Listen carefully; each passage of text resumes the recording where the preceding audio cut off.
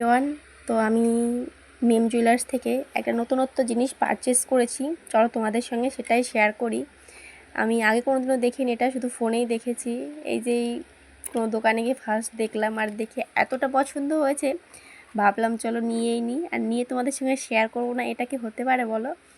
তো এই দেখো, এটা হচ্ছে একটা রূপোর কানের। দেখো, আমার এতটা পছন্দ হয়েছে দেখে, নতুনত্ব জিনিস খুবই ভালো লেগেছে।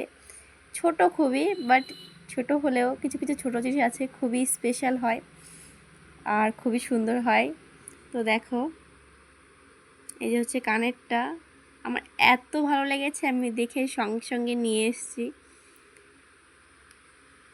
এই দেখো, তোমাদের কেমন লেগেছে অবশ্যই কমেন্ট করে জানাবে।